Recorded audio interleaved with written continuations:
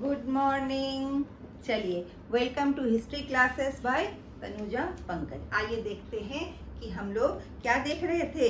हम लोग देख रहे थे गुप्त काल को। क्या देख रहे थे? गुप्त काल को। गुप्त काल को देख रहे थे और उसमें हम लोगों ने देखा था समुद्र गुप्त को। क्या देखा था?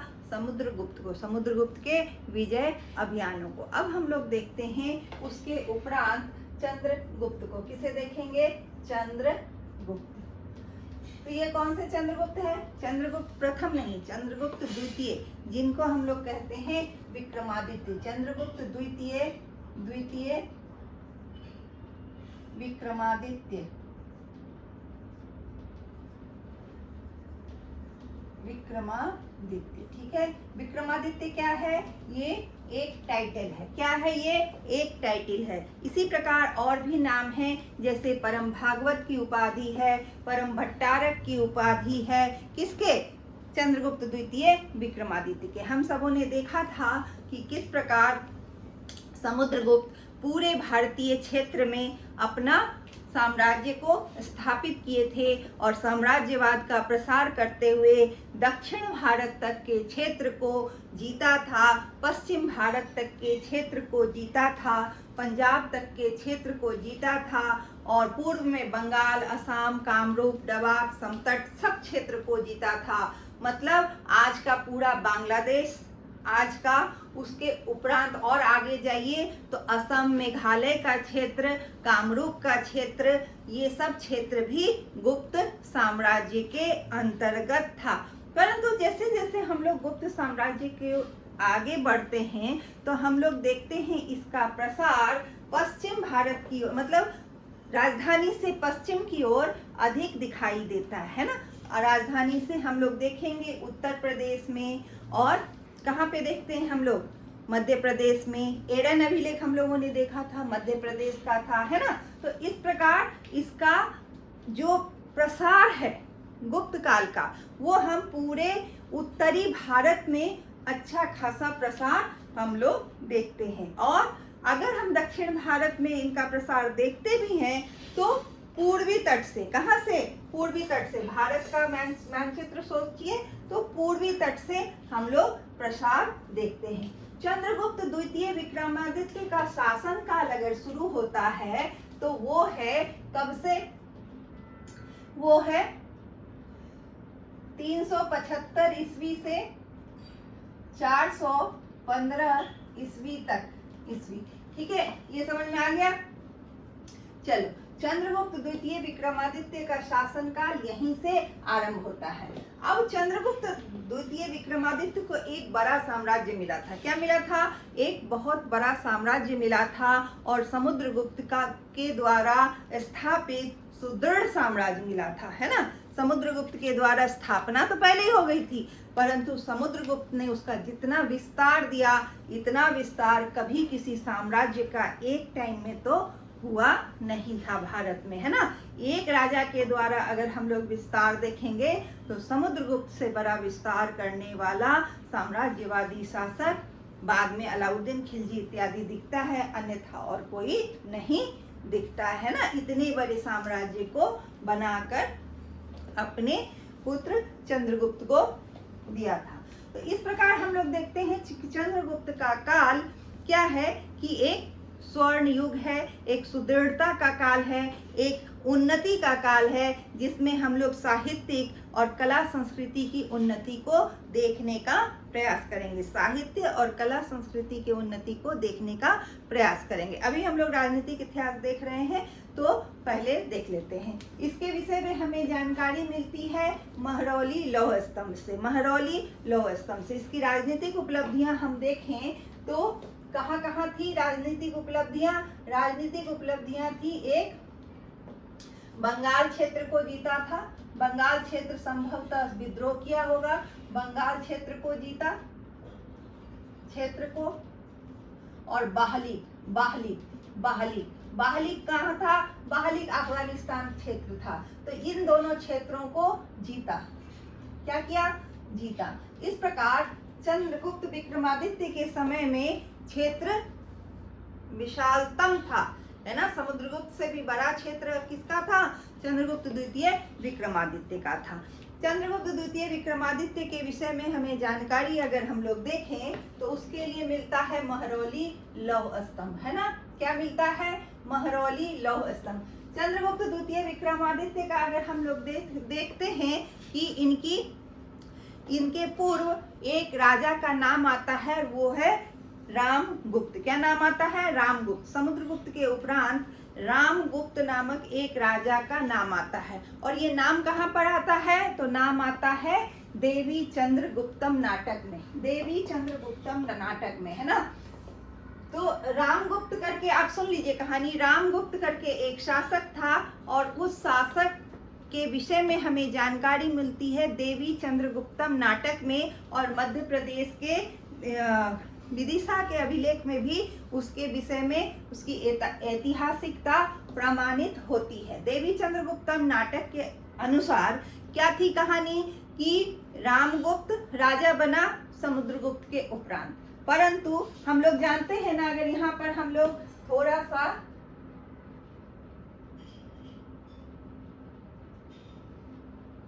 इस तरह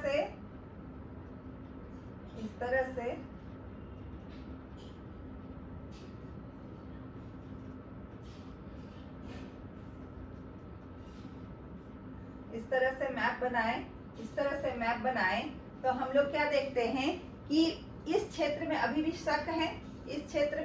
शक है, और बाकी ये क्षेत्र, अब कलिंग का क्षेत्र भी इन्हीं लोगों के पास है। ये क्षेत्र पूरा इस तरह से पूरा क्षेत्र समुद्रगुप्त का है। नेपाल उपान सब ये क्षेत्र है ना, ये सारे क्षेत्र समुद्रगुप्त का है ना।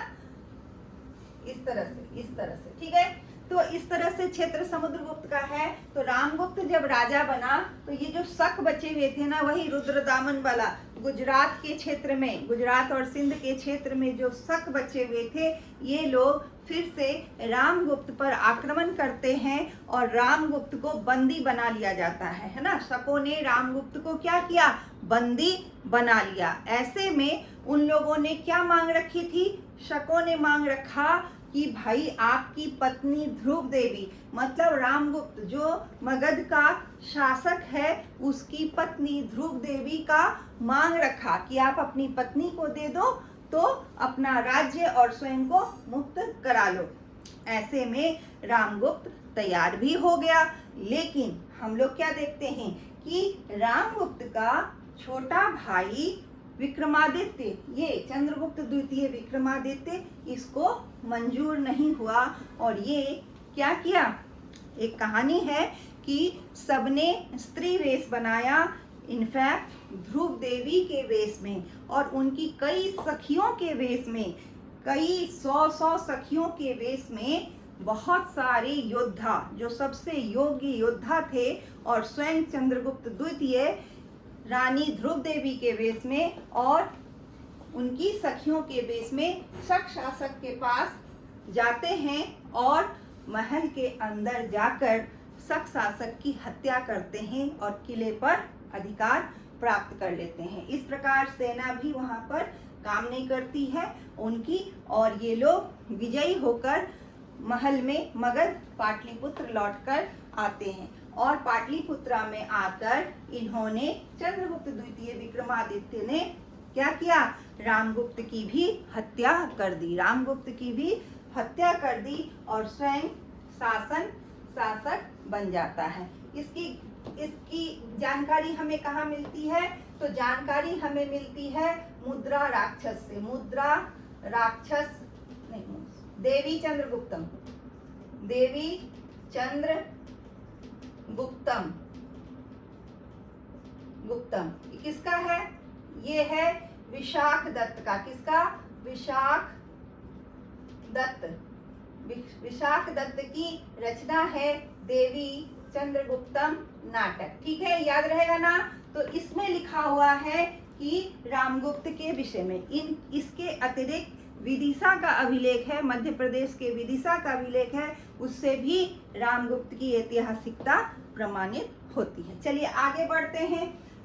चंद्रगुप्त जो है, चंद्रगुप्त का विवाह, चंद्रगुप्त ने वैवाहिक कूटनीति का सहारा लिया था सर्व प्रमुख। चंद्रगुप्त की पहले आप देखिए कि 2 पत्नियों का उल्लेख मिलता है ना, 2 पत्नियों का उल्लेख मिलता है। पहली पत्नी थी ध्रुव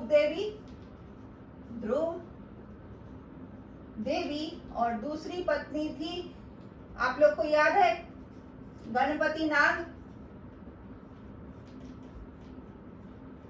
जो मथुरा के क्षेत्र में थे, कुषाणों से स्वतंत्र होकर, और जिसको समुद्रगुप्त ने अपने राज्य में विलय किया था नाग शासकों का। उसी नाग कन्या की पुत्री थी कुबेर नागा। क्या नाम था? कुबेर नागा। तो कुबेर नागा से और ध्रुव देवी से, दोनों से विवाह हुआ था चंद्रगुप्त द्वितीय का। 2 पत्नियों का उल्लेख मिलता है, एक ध्रुव देवी जो आरंभ में रामगुप्त की पत्नी थी, बाद में चंद्रगुप्त द्वितीय ने उसे विवाह किया था, और कुबेर नागा। ये दोनों रानियां बहुत महत्वपूर्ण हैं, आप लोग याद रखेंगे, है ना। अब देखते हैं हम लोग कि महरौली के लौह स्तंभ में, ये कहाँ पर लिखा हुआ है? महरौली के लौह स्तंभ में लिखा हुआ है महरौली लौह स्तंभ। महरौली का लौह स्तंभ जो है, ये किसने लिखाया था? स्वयं चंद्रगुप्त ने लिखाया था, और बहलीक क्षेत्र में लिखवाया था। इसमें बहलीकों के ऊपर विजय का क्या लिखा हुआ है? उस पर उल्लेख किया हुआ है। लेकिन महरौली का लौह स्तंभ अब कहाँ पर है? अब दिल्ली में है। ठीक है, इतना समझ में आ गया। चलो, इसके अलावा हम लोग देखते हैं कि इस समय कला संस्कृति की अत्यधिक उन्नति हुई थी। इन सब क्षेत्रों को जीतने के बाद आर्थिक संपन्नता बहुत थी। तो ऐसे में चंद्रगुप्त द्वितीय का जो दरबार था, वो क्या था? वो बहुत सारे आपके विद्वानों से भरा हुआ था। चलिए, इनके नवरत्नों के बारे में भी हम लोग देख लेते हैं, है ना। नवरत्नों के बारे में देख लेते हैं। नवरत्न कौन कौन से थे? तो यहाँ से अगर हम लोग लिखना शुरू करें तो पहला नाम लिखिए आप लोग, कालिदास।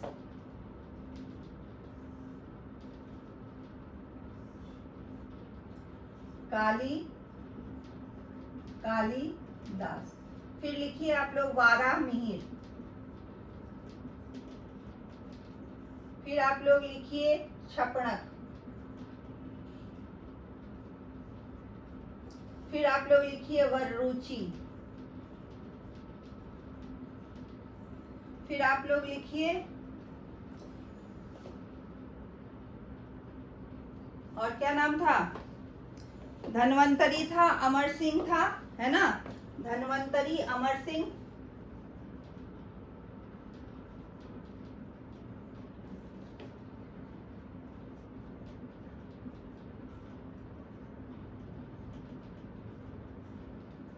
कितने हो गए? 1 2 3 4 5 6। और कौन थे? और शंकु थे, और वेताल भट्ट।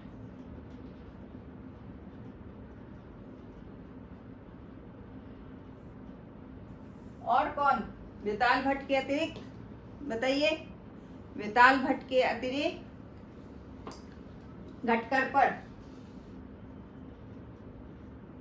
घटकरपर जो थे ना, एक कूटनीतिक थे। कालिदास आप जानते हैं बहुत बड़े कवि थे। इनकी रचनाएं मालविकाग्निमित्र,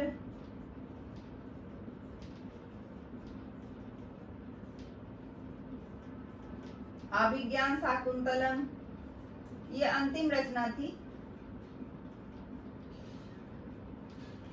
शाकुंतलम, रघुवंशम, है ना। और क्या लिखेंगे? विक्रमोर्वशीयम, विक्रमोर्वशीयम।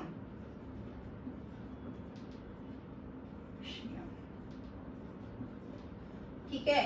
और लिखिए आप लोग मेघदूतम। लिखते जाइए, अंत ही नहीं होगा। ठीक है, चलिए इसको यहीं खत्म करते हैं। वाराहमिहिर जो है ना, ये क्या थे? ये पंच सिद्धांतिका और बृहत संहिता लिखे थे। पंच सिद्धांतिका,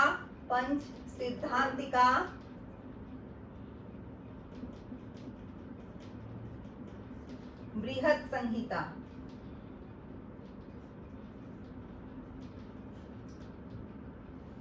बृहत संहिता। अमरकोश, अमर सिंह ने अमरकोश लिखा था, अमरकोश लिखा था।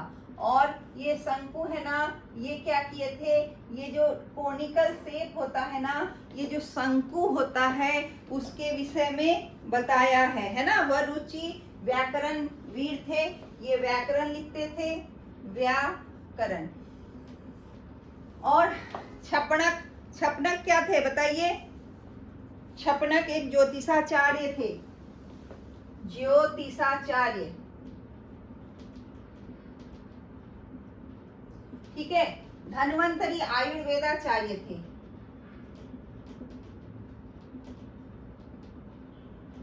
ठीक है। चलो ये हो गया सबका।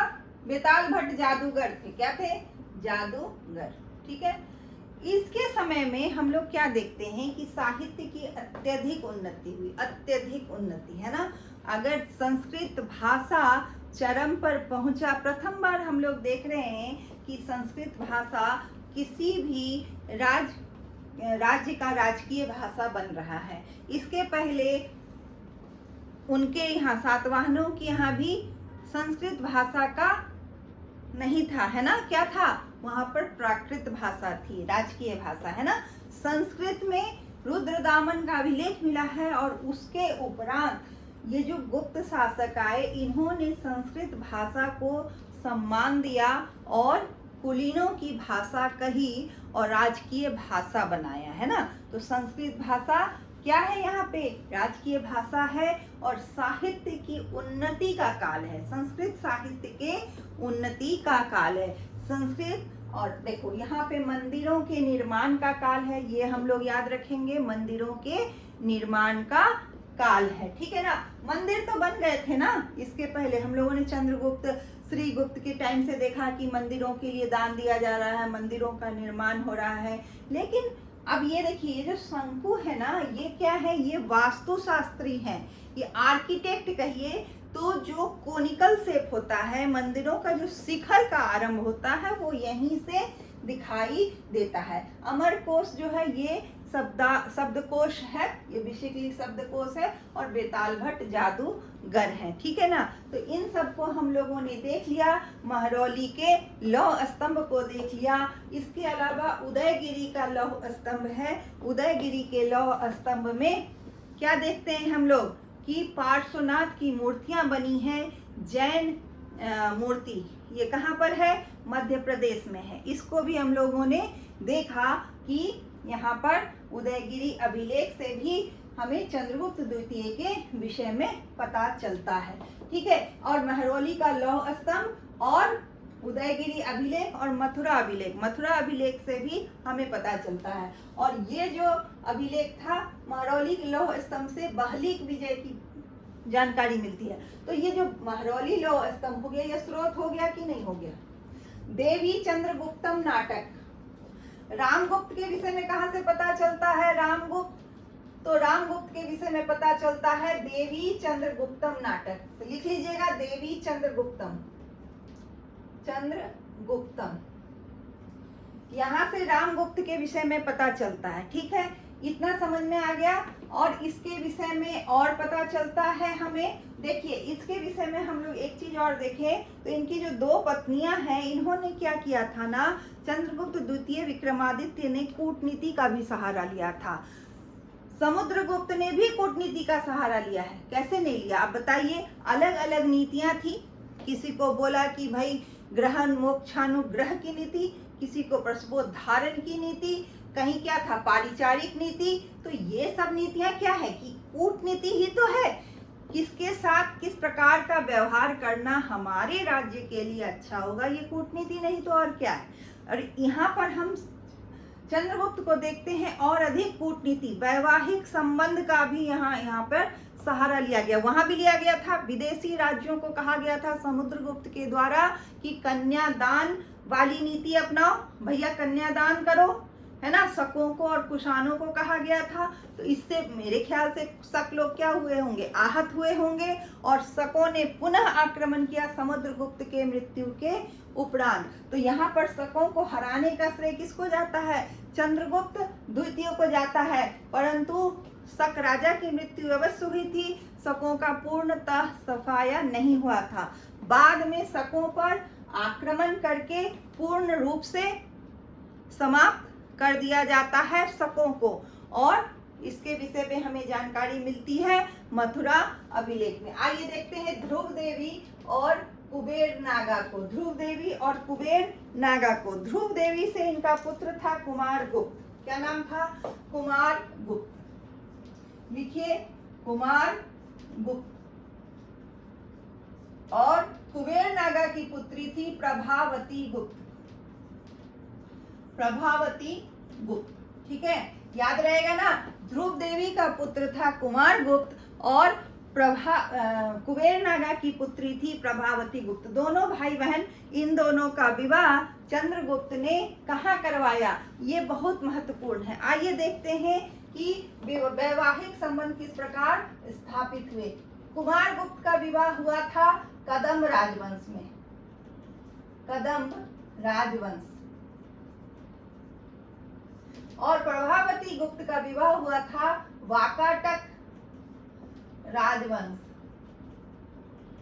कहां पर है ये दोनों, तो कदम यहाँ पर है। देखिए ये वाला क्षेत्र खाली था ना, तो कदम यहाँ पर थे, ठीक है, और वाकाटक ठीक इसके ऊपर यहाँ पर थे, ठीक है, दक्कन के क्षेत्र में। और मयूर शर्मन यहाँ का राजा था, मयूर शर्मन, जिसने कदम्ब वंश की स्थापना की थी। यहाँ के पल्लवों से रुष्ट होकर, पल्लवों के व्यवहार से रुष्ट होकर ब्राह्मण राजवंश की स्थापना मयूर शर्मन ने की थी। कब की थी, 335 ईस्वी के आसपास। कब की थी, 335 ईस्वी के आसपास। समुद्रगुप्त के समय में मयूर शर्मन नामक व्यक्ति ने यहाँ पर कदम्ब राजवंश की स्थापना की, कदम्ब, ठीक है। और इसी कदम्ब राजवंश में राजा था इसके बाद काकुस्थ वर्मन। क्या नाम था, काकुस्थ वर्मन। और काकुस्थ वर्मन की जो है पुत्री से विवाह हुआ था कुमार गुप्त का। ध्यान रखिएगा ये कर्नाटका का क्षेत्र है, दक्षिण भारत का क्षेत्र है ना, याद रखेंगे। और ये वाकाटक यहाँ से मिला है क्या, पूना ताम्रपत्र, पूना ताम्रपत्र मिला था ना प्रभावती गुप्त का, सबको पता है ना प्रभावती गुप्त का। ये वाकाटक है, ये वाकाटक है, याद रखिएगा वाकाटक। तो ये दोनों क्या हैं, वाकाटक और उसके नीचे कदम। तो प्रभावती गुप्त का विवाह हुआ वाकाटक में और कदम का विवाह हुआ कहाँ, यहाँ कुमार गुप्त का विवाह हुआ। अब सीमा, ये पूरी सीमा, अब ये वाकाटकों के साथ मिलकर क्या किया, चंद्रगुप्त ने शकों का पूर्णतः सफाया कर दिया, है ना।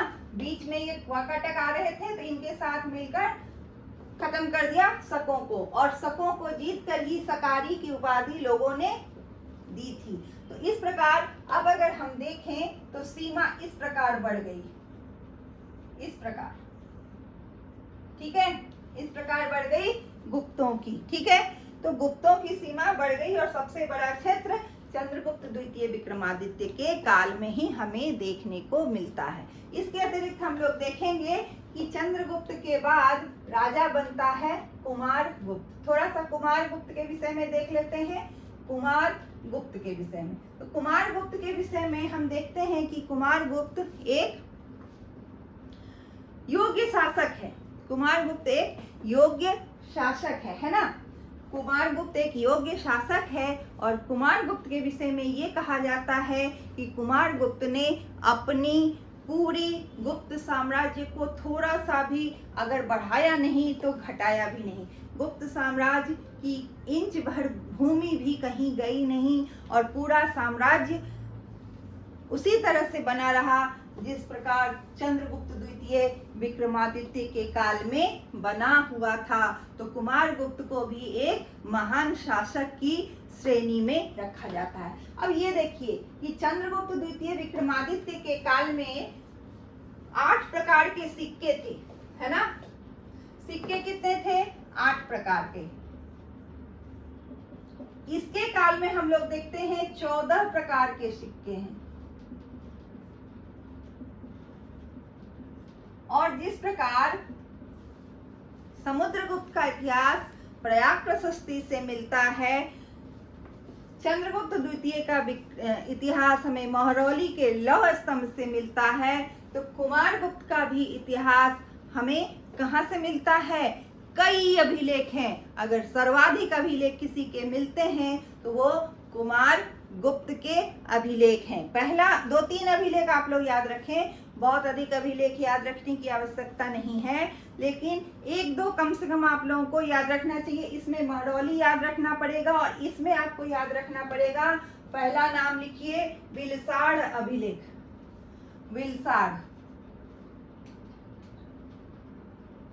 विलसाड़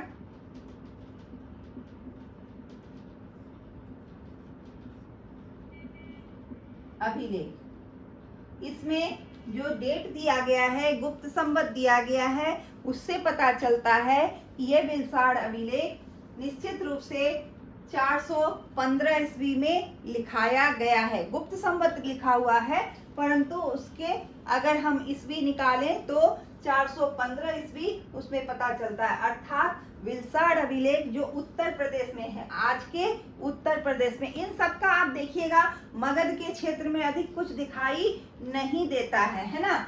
और चंद्रगुप्त द्वितीय विक्रमादित्य ने उज्जैनी क्षेत्र में अपनी दूसरी राजधानी भी बनाई थी। ये याद रखेंगे आप लोग, उज्जैनी के क्षेत्र में अपनी दूसरी राजधानी बनाई थी और उसको शिक्षा के केंद्र के रूप में और अपने एक महत्वपूर्ण केंद्र के रूप में उज्जैनी को डेवलप किया था, विकसित किया था। तो ये हम लोग याद रखेंगे चंद्रगुप्त द्वितीय विक्रमादित्य के विषय में कि पाटलिपुत्र के उपरांत उज्जैनी भी एक महत्वपूर्ण केंद्र के रूप में विकसित होते हुए हमें यहाँ पर दिखाई देता है। इसके बाद हम लोग देखते हैं कुमारगुप्त का विलसाड़ अभिलेख। विलसाड़ अभिलेख में हम लोगों को एक तो इसके राज्यारोहण की जानकारी मिलती है, इसके अतिरिक्त हमें क्या मिलता है, ध्यान लगाइए, तो जो हमें इसकी वंशावली जो है ना, गुप्त राजाओं की वंशावली भी मिलती है विलसाड़ अभिलेख। विलसाड़ अभिलेख में क्या क्या है?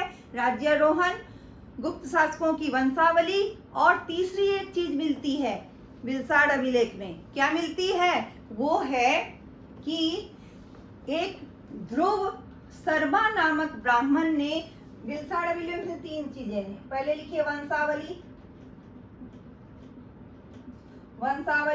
दूसरी बात है राज्यारोहण,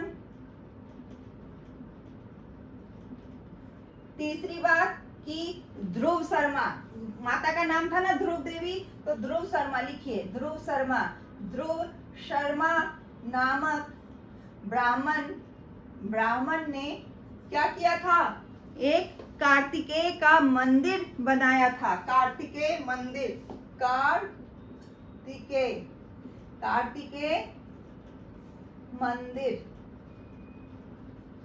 अब बताइए, ये लोग विष्णु भगवान के भक्त हैं, ये लोग भागवत की उपाधि धारण कर रहे हैं, ये लोग विष्णु मंदिर निश्चित रूप से बनाए हैं। और यहाँ पर हम लोग देख रहे हैं कार्तिकेय मंदिर अगर दिखाई देता है तो इससे क्या समझ में आता है? क्या ये शैव धर्म का अनुयायी था? नहीं, ये शैव धर्म का अनुयायी नहीं था। आप लोग ध्यान दीजिएगा, ये शैव धर्म का अनुयायी बिल्कुल नहीं था। और ये कार्तिकेय मंदिर क्यों बनाता है? आप ये देखिए, इसको याद रखिए, क्योंकि इसका विवाह कहाँ हुआ था? कदम राजवंश में। कदम राजवंश कहाँ पर है? कर्नाटका में है। और कर्नाटका में होती है पूजा, तमिलनाडु और कर्नाटका में मुरुगन की या फिर कार्तिकेय भगवान की दक्षिण में अधिक पूजा होती है, तो कुछ प्रभाव वहां से भी आता है और यहाँ पर हमें कार्तिकेय मंदिर दिखाई देता है। ठीक है, इसके अलावा हम लोग देखते हैं बिलसाड़ अभिलेख में ये 3 चीजें हैं और दूसरा सबसे महत्वपूर्ण अभिलेख है वो है मंदसौर अभिलेख। क्या है? मंदसौर अभिलेख, है ना, मंदसौर अभिलेख। मंदसौर अभिलेख में क्या है भाई? तो मंदसौर अभिलेख में कहा गया है कि गुजरात क्षेत्र से, अब गुजरात भी इनके क्षेत्र में था ना, तो गुजरात क्षेत्र से जो व्यापारी थे, जो सातवाहन काल में व्यापारियों का उदय हुआ था, तो गुजरात क्षेत्र से व्यापारियों का जो दल था वो मंदसौर आ गया। कहाँ आ गया? यहाँ मध्य प्रदेश के क्षेत्र में, उज्जैन के आसपास के क्षेत्र में। इससे यह पता चलता है कि इस काल में आर्थिक, मतलब आर्थिक नहीं भी कहिए तो जो व्यापार की जो वृद्धि हुई थी अंतर्राष्ट्रीय स्तर पर, वो धीरे धीरे कम हो गई और वो जो बुनकर थे, सिल्क के बुनकर, तंतु के बुनकर, उनका कहीं ना कहीं व्यापार कम होता हुआ यहाँ पर दिखाई देता है। और इससे यह भी पता चलता है कि इस समय तक वो जो भव्यता थी, वो जो समृद्धि थी, वो जो आर्थिक उन्नति थी, वो कहीं ना कहीं कम होते हुए हमें दिखाई देता है। और अब हम लोग देखेंगे कि किस प्रकार गुप्त काल के पतन होते होते भारत की आर्थिक स्थिति कमजोर पड़ने लगेगी। मुख्य रूप से उत्तरी भारत की आर्थिक स्थिति कमजोर पड़ती हुई दिखाई देती है, क्योंकि हम लोगों ने देखा था कि जब सातवाहन और कुषाण थे तो आर्थिक उन्नति चरम पर पहुंच गई थी, शुद्ध सोने के सिक्के बन रहे थे। और अब मंदसौर अभिलेख में क्या दिखाई देता है? व्यापारियों की श्रेणी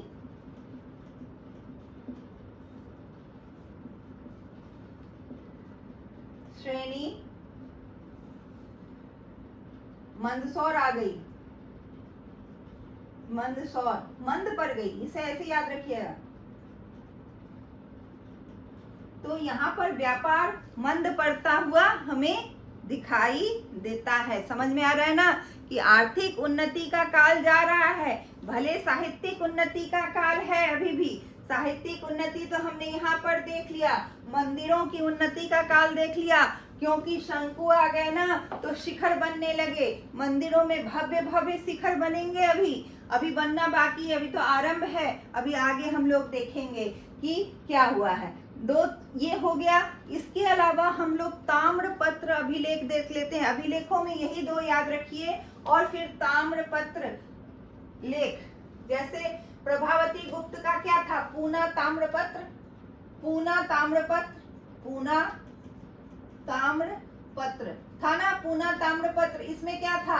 इसमें भी वंशावली थी, बिलसाड़ अभिलेख में भी दोनों भाई बहन वंशावली बना रहे हैं।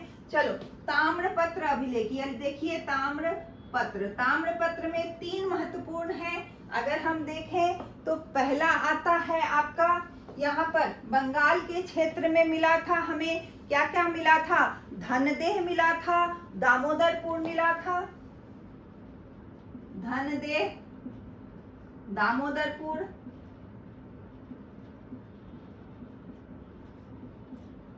और वैग्राम। इन सब जगहों में भूमिदान, जब भी कभी भूमिदान होता है ना तो ताम्रपत्र पर निश्चित रूप से लिखा जाता था, साधारणतया लिखा जाता था। ठीक है ना, तो ताम्रपत्रों में ये 3 महत्वपूर्ण है। और अभिलेखों में सर्वाधिक अभिलेख कुमार गुप्त के हैं, परंतु अभिलेखों में आप लोग को ये 2 जरूर याद रखना है, एक बिलसाड़ अभिलेख और एक मंदसौर अभिलेख। 2 याद रखिए, कम याद रखें लेकिन सही से याद रखें, आधा अधूरा याद रखने से फायदा नहीं है, फिर क्वेश्चन में गलत हो जाएगा, कंफ्यूजन होगा, हाँ ना, कोई फायदा नहीं है। जितना पढ़े उतना परफेक्ट पढ़ लेते हैं, फिर आगे का देखेंगे। ठीक है, तो ये इतना याद रखेंगे। कुमार गुप्त ने और क्या कराया था? तो कुमार गुप्त ने अश्वमेध यज्ञ कराया था। क्या कराया था? अश्वमेध यज्ञ। और इसके अतिरिक्त कुमार गुप्त का अगर सबसे बड़ा योगदान कोई है तो वो है नालंदा विश्वविद्यालय का, वो है नालंदा विश्वविद्यालय। फाहियान का यात्रा वर्णन, फाहियान यहाँ पर आया है तो फाहियान के ने भारत की बहुत अच्छी व्याख्या की है। तो अगर हम चंद्रगुप्त द्वितीय विक्रमादित्य का इतिहास जानते हैं तो फाहियान का यात्रा वर्णन भी उसमें शामिल है, कालिदास के ग्रंथ भी शामिल हैं, है ना, जितने सारे ग्रंथ हैं सभी शामिल हैं, परंतु फाहियान ने नालंदा का वर्णन ही नहीं किया है। समझ में आ रहा है? भारत इतना समृद्ध है, इतना प्रसिद्ध है, इतना ज्ञान का केंद्र है कि फाहियान चीन से चलकर आ गया लेकिन नालंदा का उल्लेख नहीं किया। इससे यह पता चलता है कि नालंदा, पता क्या चलता है, नालंदा किसने बनाया था? कुमार गुप्त ने बनवाया था, और कुमार गुप्त का यह एक बहुत बड़ा योगदान है। अब देखिए कुमार गुप्त के टाइम में जो सिक्के बने उसमें मिलावट आ गई, उसमें लोहा, तांबा, इन सब का मिलावट आ गया। यहाँ पर 3 तरह के सोने, चांदी और तांबे, तीनों के सिक्के थे, सोना, चांदी और तांबा। यहाँ पर मिलावट आ गया सिक्कों में, और सिक्कों में मुख्य रूप से अगर हम लोग देखें तो एक चीज हमें दिखता है और वो है मयूर टाइप सिक्के, मयूर प्रकार के सिक्के, मयूर प्रकार के सिक्के, मयूर प्रकार के सिक्के। अब जानते हैं आप लोग कि गरुड़ प्रकार के सिक्के समुद्रगुप्त के टाइम में थे, और चंद्रगुप्त द्वितीय विक्रमादित्य के टाइम में राजा रानी प्रकार के, व्याघ्रहंता वाले, ये सब चल रहे थे, है ना। तो 8 प्रकार के सिक्के वहां भी देखने को मिलते हैं। मयूर प्रकार के सिक्के, ये एक महत्वपूर्ण हो सकता है, प्रश्न पूछ दे कि मयूर प्रकार के सिक्के किसके काल में आए, तो कुमार गुप्त के काल में हमें दिखाई देते हैं। आपको याद है कदम राजवंश, और मैंने यहाँ पर बताया था कार्तिकेय की मूर्ति, कार्तिकेय के ही वाहन है मयूर, विष्णु भगवान के वाहन है गरुड़, लेकिन कार्तिकेय के वाहन है मयूर। तो आप देखिए ध्यान से, तो कार्तिकेय का मंदिर बना और सिक्के में गरुड़ के स्थान पर मयूर है। तो ये चीज ध्यान देने की बात है, याद रखने के लिए कि अगर दक्षिण भारत से इनका संबंध है तो मयूर या फिर कार्तिकेय, इनके शासनकाल में उनका प्रभाव देखने को हमें मिलता है। ठीक है ना, याद रखेंगे आप लोग, कार्तिकेय का मंदिर और मयूर प्रकार के सिक्के किसके हैं? कुमार गुप्त के हैं। ठीक है, और नालंदा का विश्वविद्यालय और अश्वमेध यज्ञ, ये आप लोग याद रखेंगे। अगर आप लोग इतना याद रखेंगे, और इनके सभी अभिलेख, कितने अभिलेख हैं, सभी अभिलेख किसमें हैं? संस्कृत में है, और भाषा क्या है? प्राकृत है। देवनागरी भाषा अभी तक सामने नहीं आई है ना। तो प्राकृत भाषा नहीं है। ब्राह्मी लिपि और संस्कृत भाषा क्या है? ब्राह्मी लिपि और संस्कृत भाषा में ही इसके सभी अभिलेख मिले हैं, सभी अभिलेख। ठीक है, कुमार गुप्त के 18 अभिलेख मिले हैं, लेकिन सभी ब्राह्मी लिपि और संस्कृत भाषा में मिले हैं। इतना आप लोग याद रखिएगा। तो हम लोगों ने आज देखने का प्रयास किया है राजनीतिक इतिहास, चंद्रगुप्त द्वितीय विक्रमादित्य और कुमार गुप्त का। तो इन पूरे गुप्त काल का हमें साहित्य, संस्कृति, कला, इसको ठीक से पढ़ना है, और सामाजिक व्यवस्था ये भी देखेंगे फाहियान ने क्या लिखा। तो हम लोग बाकी चीज कल देखते हैं, सामाजिक व्यवस्था को। और इसके बाद शासन आता है स्कंदगुप्त तक आते आते हम लोग क्या देखते हैं कि राज्य में आर्थिक वो संपन्नता नहीं है, आर्थिक थोड़ी सी दिक्कतें आने लगी है, आर्थिक स्थिति कमजोर पड़ने लगी है गुप्त राजाओं की, और भूमि दान जो है खरीद के भी दिया जाने लगा, है ना। तो भूमि दान से आर्थिक स्थिति कमजोर पड़ी है ना। तो इस प्रकार स्कंदगुप्त के टाइम में, इनफैक्ट कुमार गुप्त के ही टाइम में लास्ट में हूणों का आक्रमण शुरू हुआ, शक समाप्त हो गए। और देखिए भारत का दुर्भाग्य कि शक समाप्त हो गए, कुषाण समाप्त हो गए, तो हूणों का आक्रमण शुरू होने लगा। और ऐसे में अंत में कुमारगुप्त के काल में ही स्कंदगुप्त ने हूनों से युद्ध किया और उस युद्ध का वर्णन भीतरगांव अभिलेख में लिखा हुआ है। कहाँ पर? भीतरगांव अभिलेख। ये कहाँ पर है? भीतरगांव अभिलेख है कानपुर के पास। कहाँ पर है? कानपुर के पास। इसमें लिखा हुआ है स्कंदगुप्त ने हूनों से आक्रमण करके हूनों को पराजित किया था। हूनों से युद्ध में विजय का यहाँ पर वर्णन है। भीतरगांव अभिलेख में हूनों को पराजित करने का वर्णन है। हूनों को पराजित करने का वर्णन। ठीक है, ये याद रखिएगा।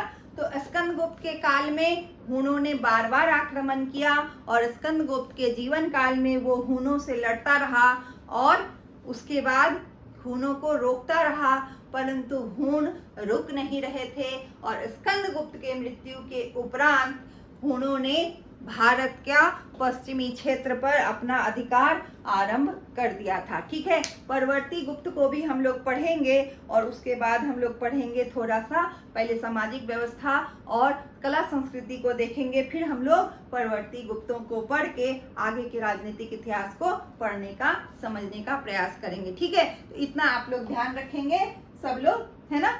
2 अभिलेख विलसाड़ और मंदसौर अवश्य याद रखेंगे। ताम्रपत्र भी याद रखेंगे। अश्वमेध यज्ञ और नालंदा का विश्वविद्यालय, इतना याद रखेंगे। चंद्रगुप्त को अश्वमेध करते हुए कहीं भी उल्लेख नहीं मिलता है, लेकिन हाँ, समुद्रगुप्त के बाद कुमारगुप्त को अश्वमेध यज्ञ करते हुए हम लोग देखते हैं। ठीक है, ओके, थैंक यू।